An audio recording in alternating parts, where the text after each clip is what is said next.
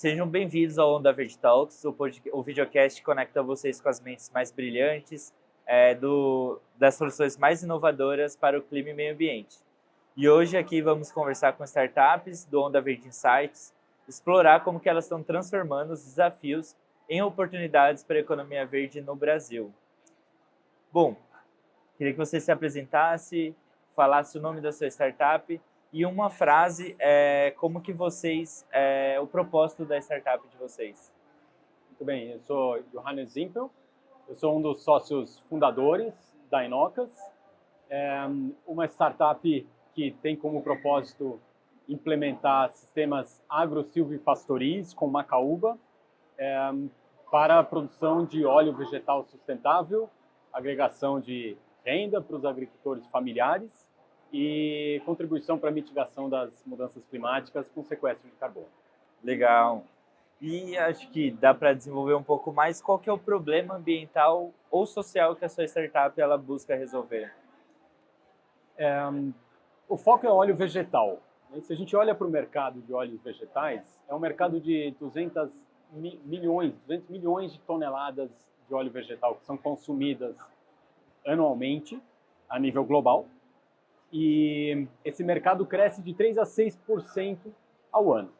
Então, se a gente pensa, para atender esse crescimento, precisaria se plantar novas oleaginosas, mais oleaginosas. Aqui no Brasil, a soja, principalmente. Então, se a gente for converter essa taxa de crescimento em hectares de soja, seria um equivalente a 24 milhões de hectares. Um território do tamanho do estado de São Paulo, todo ano. Então, esse é um problema global. O apetite global por óleo vegetal é tão grande, que acaba gerando uma pressão praticamente insuperável de desmatamento para plantio de novas oleaginosas. Aqui a soja, mas é a palma na Ásia, girassol, canola e muitas outras oleaginosas. E existe um poder econômico por trás, a demanda por óleo.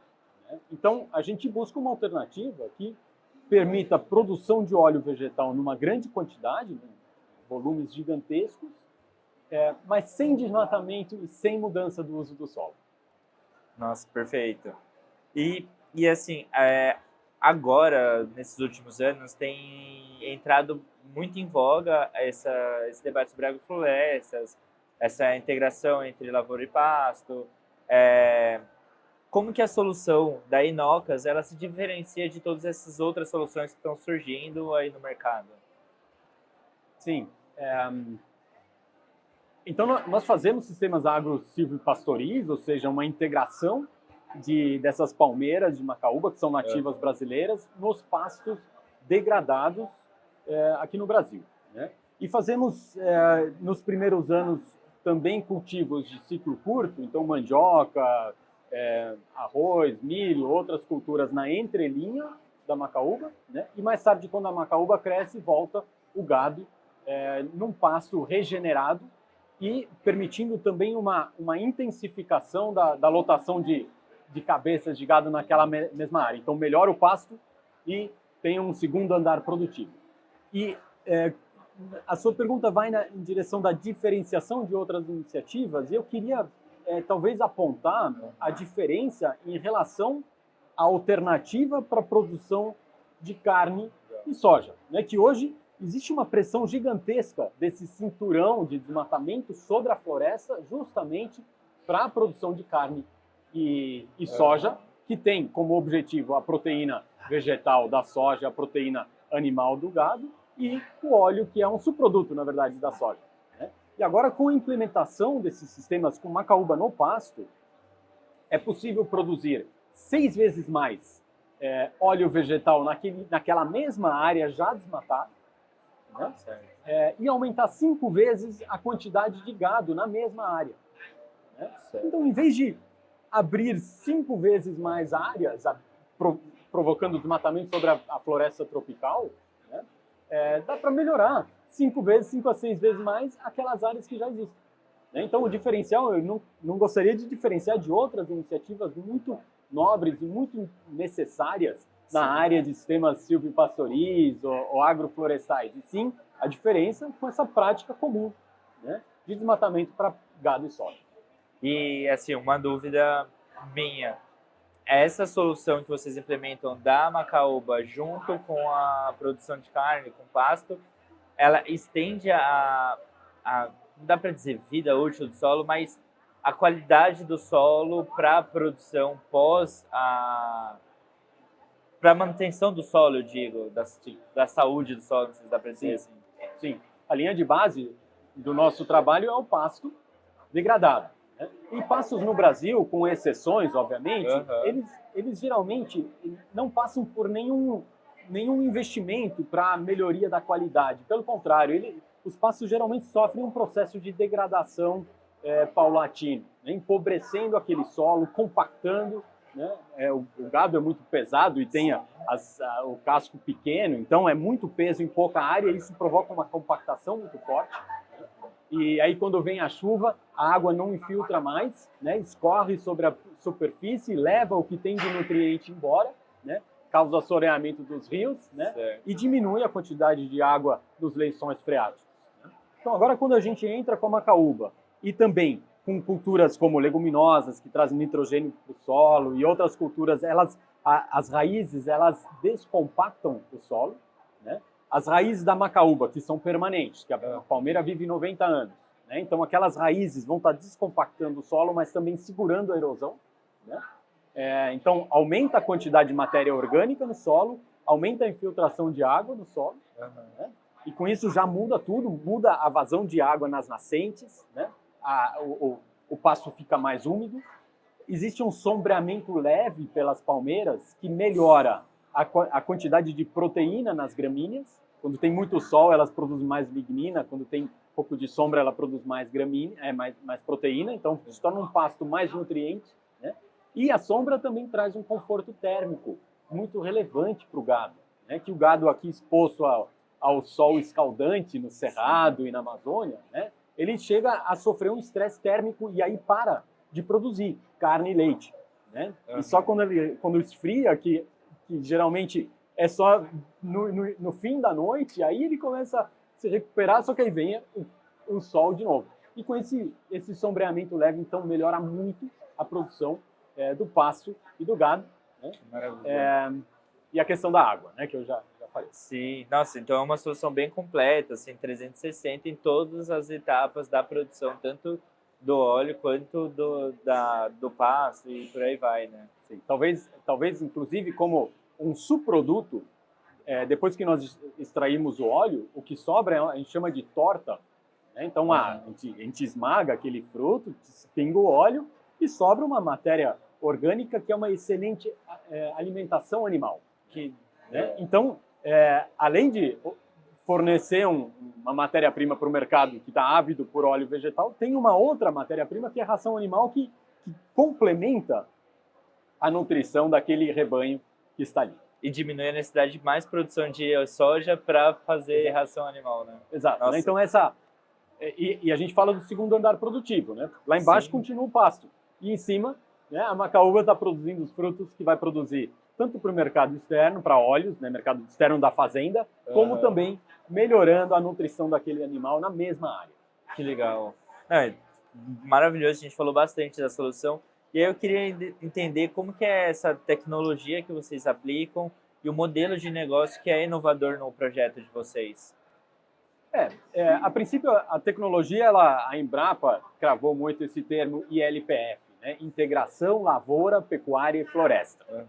Então, é isso que nós fazemos, né? A floresta é a macaúba, né? Nós estamos até desenvolvendo já conceitos para trazer mais diversidade, pensando em cacau, pensando em andiroba e outras espécies florestais, café, tem experiências já com café intercalado com a macaúba, daí se tornam SAFs, né? Sistemas agroflorestais. Legal. Né?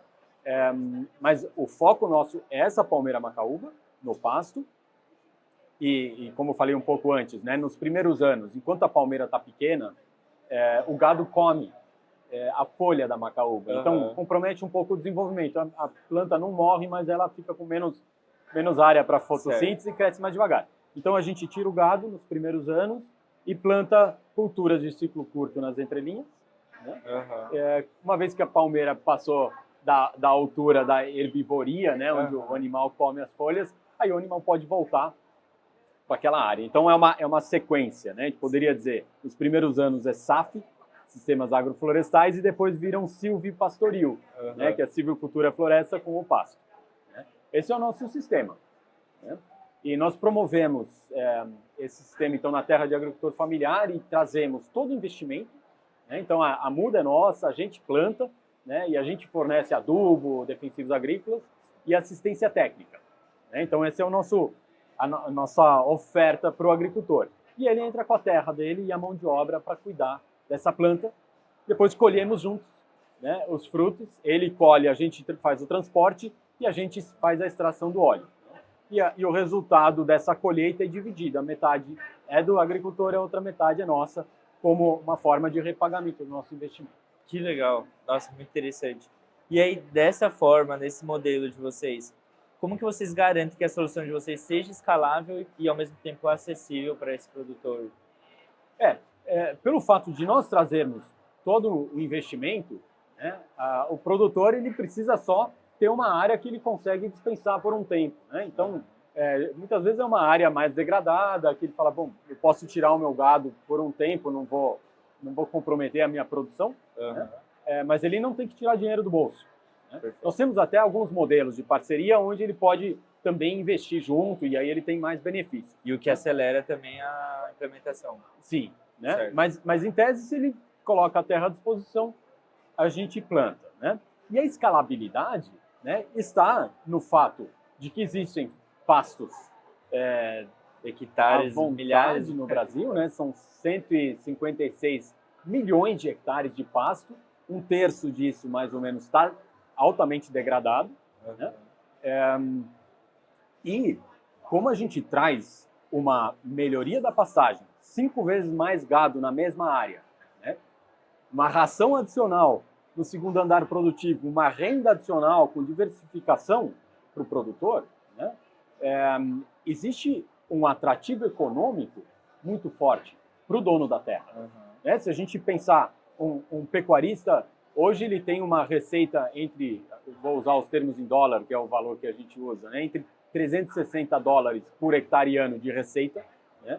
E com a macaúba, ele pode triplicar ou 4 vezes mais de receita só com a macaúba, além de 5 vezes mais o gado. Né? Então, uma vez que ele entender essa vantagem econômica, por que ele não faria? Né? Ele que vive na margem da viabilidade econômica, o pequeno produtor, né?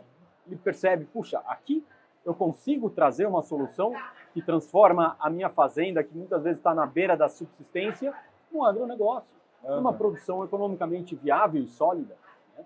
E isso, uma vez demonstrado, e é o que nós já fizemos agora com as nossas áreas já plantadas, isso pode ter um efeito bola de neve, isso pode se replicar com o nosso investimento, mas também com outros. Né? Estamos convidando todos que queiram abraçar essa iniciativa e fazer por conta própria, né? Para replicar esse conceito. Né? Então, e por isso eu acho que, se a gente pensar desses pastos todos que existem aí, né, a metade dos pastos brasileiros seriam suficientes para atender a meta de descarbonização NDC do Brasil, né? Com um driver econômico. Né? Não precisa haver filantropia, apoio, alguma coisa. A própria economia, né, melhorando a produção da pastagem, consegue gerar esse resultado. Que demais. Então é um impacto em grande escala e com um retorno econômico ainda em cima. Então é ganha-ganha, né? E assim, você comentou em relação aos pequenos produtores que estão na margem da viabilidade econômica, você comentou dessa possibilidade de não ter o investimento inicial desse pequeno produtor. E aí eu queria que você comentasse assim, como que vocês promovem a justiça climática através da iniciativa de vocês. Sim, o nosso foco é o agricultor familiar. Né? E esse é o público dentro do meio rural que, de fato, está na margem da viabilidade econômica. Né? A fazenda dele, geralmente, é um solo mais pobre, é um solo mais declivoso, onde a mecanização é difícil, São áreas muito pequenas que também tornam economicamente inviável o investimento em grandes máquinas, né? Então ele faz a coisa mais artesanal, mais na força bruta do braço dele, né? Muitas vezes são pessoas também já de mais idade, onde a força vai diminuindo, né? Então ele está muitas vezes numa condição onde ele fala: se o preço do leite cair mais 1 centavo, eu desisto, não consigo mais produzir. Certo, né? E aí então nós entramos com esse investimento na terra dele, melhorando aquele solo que não tinha valor, né? Nós temos casos, fazendas que compraram, produtores que compraram a fazenda pouco antes, aí entraram na parceria, né, e 3, 4 anos depois estão recusando ofertas de compra e venda 10 vezes maior do que ele pagou no início. Então valoriza muito aquela terra. Legal. E nós pagamos, além de investir na produção da terra, nós pagamos também uma bonificação por muda viva para ele. Então ajudando economicamente a ele para poder exercer os tratos culturais, que é a responsabilidade dele. Então ele desde o início tem uma pequena receita, né? E depois quando entra em produção, a receita dele obviamente aumenta muito, né? Então acho que aqui a gente ajuda ele a se consolidar numa posição muito desprivilegiada que ele se encontrava em relação ao agro. Aí queria dizer mais 2 coisas quando se trata aqui de justiça climática. Uma questão é que, quando nós olhamos para o agro e para o pequeno produtor, ali nós vemos um grande desafio, porque as mudanças climáticas estão comprometendo o meio tradicional de produção dele, né? Ele já vivia na margem da viabilidade, e agora com secas mais excessivas, depois vem aquela enxurrada que destrói o que ele plantou, né? Aquelas mudas pequenas do feijão, do arroz, outra coisa que ele plantou. Então, se torna ainda mais difícil. E aí o que nós trazemos aqui, uma planta nativa brasileira, né? Que ocorre em quase todos os biomas brasileiros, né? E é uma planta extremamente resiliente, né? Ela, em Minas Gerais, onde está o nosso projeto piloto, ela sobrevive 6 meses sem uma gota de água. E mesmo assim produz. Então é uma planta que ajuda a mitigação das mudanças climáticas, sequestrando carbono, mas é também uma planta que ajuda a adaptação às mudanças climáticas, né? Trazendo uma solução mais resiliente, mais robusta, né? Mais tolerante às extremas condições climáticas que estão acontecendo. E a última coisa que eu queria dizer, quando a gente pensa em justiça climática, a gente pensa nas pessoas e as pessoas desprivilegiadas, né? Mas existe um outro público que a gente leva em consideração também, que é a fauna. A fauna nativa, ela está sob uma ameaça extrema, tanto pelo avanço da fronteira agrícola, né, que vai diminuindo cada vez mais o habitat das plantas, como também com as mudanças climáticas que estão comprometendo o ambiente deles de viver. Aquilo que era alimento deles, né, está diminuindo o espaço e está diminuindo a produção desse alimento, né? E quando nós plantamos essas florestas nos pastos, né, a gente cria algo como corredores vegetais, interligando as pequenas glebas de floresta nativa que ainda sobraram, né? Então, aumentando o espaço ali para o tamanduá, para o lobo-guará e para outros, né, para os grandes e pequenos animais, né, da floresta, mas também os insetos, né, os pássaros vão ter mais lugar para fazer seus ninhos, né, criando um espaço maior de circulação, né, e com isso contribuindo para uma justiça climática também em relação à fauna, que é a que está mais indefesa, que não tem nem voz, né, para reclamar os seus direitos. Maravilha. Nossa, é muito legal ver essas soluções que são completas e pensam como um ecossistema, né? E não apenas em pequenos pontos que são importantes, são necessários, mas eu acho muito interessante quando a gente consegue dar espaço para trás e olhar para um ecossistema como um todo. E aproveitando, falando agora sobre um pouco do ecossistema de inovação, eu queria que você falasse assim, dos principais desafios que você percebeu nessa sua jornada de empreendedor para escalar soluções sustentáveis no Brasil, principalmente. Sim. Quando nós começamos, em 2016, depois o plantio em si começou em 2018, nós nos sentimos muito sozinhos nesse espaço de projetos de impacto. Obviamente já existiam muitos, mas ainda não havia essa comunidade de apoio estruturante. Você está falando de que época nessa jornada? Então, 2016, 18. Certo. Né? Então, há muito tempo atrás. Né? E eu senti que isso mudou bastante, né? E instituições como a Climate Ventures e outras, né, que já existiam naquela época, né, estão fazendo um trabalho extraordinário, fortalecendo, né, esse ambiente de projetos de impacto. Né? Então, isso no início para nós foi um desafio. Né? Conseguir firmar o pé e propor para investidores e para outros atores uma solução que a gente está totalmente convencida, né? Mas pelo apelo tão voltando à fauna, voltando ao clima, né? O investidor fala, tá aí, eu conheço, né? Qual que é o retorno para mim? Sim. Né? Então isso foi um desafio e hoje continua sendo um dos principais desafios é a captação de recursos. Né? Existem cada vez mais, eu sinto, né? Cada vez mais empresas, principalmente quando a solução traz uma contribuição para carbono, né? Então existe um comprometimento para neutralização das pegadas de carbono cada vez maiores, as empresas buscam soluções, né? Então aqui eu vejo que está crescendo, mas ainda é um desafio, né? Mas tem outros desafios também, desafios regulatórios no Brasil, né? Existe uma burocracia grande, né? Quando a gente traz uma espécie nova, né? A macaúba, apesar que é a palmeira de maior dispersão no território nacional, né? É uma planta que não era usada economicamente, então não tem cultivar, né? Não tinha zoneamento. Ano passado foi lançado o zoneamento pela Embrapa, agora tem o zoneamento, né? Não tem linhas de crédito convencionais no banco, né? Tem o programa ABC, Agricultura de Baixo Carbono, a gente vai lá e fala, olha, tem uma solução de baixo carbono, pelo contrário, ela até sequestra carbono, né? Posso pegar um crédito? Eles falam, não, a gente só financia as culturas tradicionais, né? Que nem sei o quanto que contribuem para o carbono, né? E a gente traz uma solução super boa, mas não se enquadra nessa grade burocrática e limitada. Então, acho que esse é o leque de desafios que nós encontramos. Certo. E acho que você comentou um pouquinho desses entraves que vocês sofreram nesse início, sobre essa falta de uma comunidade estruturada. O que você enxerga que precisa mudar, o que você enxerga que precisa acontecer para que isso se torne mais fácil, ou que esse caminho se abram para novos empreendedores, ou até mesmo para vocês se desenvolverem e crescerem ainda mais? O que você acha que precisa mudar assim, nesse ecossistema? Eu acho que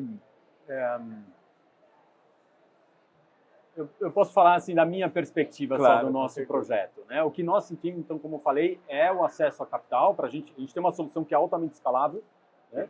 Mas precisa de capital, né? E aí ainda existe uma dificuldade muito grande, né? E eu imagino que outros projetos talvez enfrentem essa mesma dificuldade de conseguir convencer o investidor de que um projeto fora da caixa, com soluções que vão muito além de um retorno financeiro, apesar que trazem um retorno financeiro, trazem outros retornos, outras externalidades não monetarizáveis, né? Convencer a investir nesse setor, né?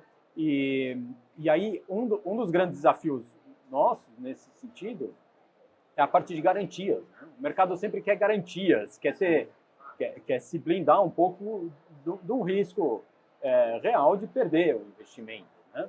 E quando a gente planta na terra de agricultor familiar, né, nós estamos tomando crédito, mas a gente não é dono da terra. Então a garantia clássica no meio rural é a terra, porque a terra não é nossa. E a terra é de um pequeno produtor, onde a gente nem quer que ele dê essa terra em garantia, porque é o único sustento. É tudo dele, né? É tudo dele. Inclusive, legalmente é difícil desapropriar um pequeno produtor se é o único lugar que ele tem para viver. Né? Então, as garantias é um desafio. Acesso a crédito em geral é um desafio, especialmente a provisão de garantias.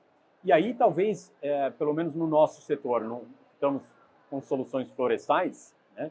O carbono é um caminho, né? Inclusive, a nossa expansão nós estamos financiando através da venda antecipada de créditos de carbono. Né? Mas é um mercado muito difícil ainda, né? É uma burocracia enorme. A gente está quase 2 anos agora num processo de certificação desses créditos de carbono, né? E a gente só consegue porque somos uma empresa já num tamanho suficiente para ter um fluxo de caixa, um capital disponível suficiente para pagar esse processo que é caríssimo. Se a gente pensa num pequeno produtor, ou num médio produtor que fala, eu tenho a minha fazenda, gostei da ideia, quero replicar, ele não consegue certificar o carbono que ele está sequestrando naquela terra. Então, eu acho que um trabalho que está acontecendo no Brasil, mas que precisa avançar, acelerar, né, e desburocratizar, tornar mais acessível economicamente também, é o processo de certificação de carbono, né? E toda a parte atrás disso, né? A parte de mercado, né? Como esses créditos podem ser comercializados depois, né? Tem o problema da dupla contagem, né? Se o investimento vem do exterior, eles podem fazer o claim desses créditos, ou será que entra no NDC brasileiro? Então, existe uma demanda muito grande aí de descomplicação do mercado de carbono no Brasil e no planeta, né?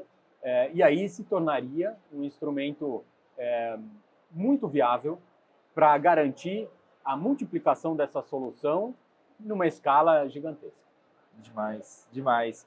E, assim, como que você imagina a Inocas nos próximos 5 anos e quais são os próximos grandes passos e projetos que vocês têm no horizonte? Nós temos hoje 3.500 hectares, mais ou menos, plantados em 90 fazendas. Certo, né? E a gente colocou uma meta, na verdade, para os próximos 10 anos, de querer chegar em 100 mil. Então, de 3.500 para 100. Certo? É o que nós queremos alcançar. Então, se a gente fala de 5 anos, a gente pensa aqui numa escala um pouco mais exponencial. Então, talvez 30 mil hectares seria uma meta que a gente gostaria de alcançar. Muita coisa precisa acontecer para isso, né?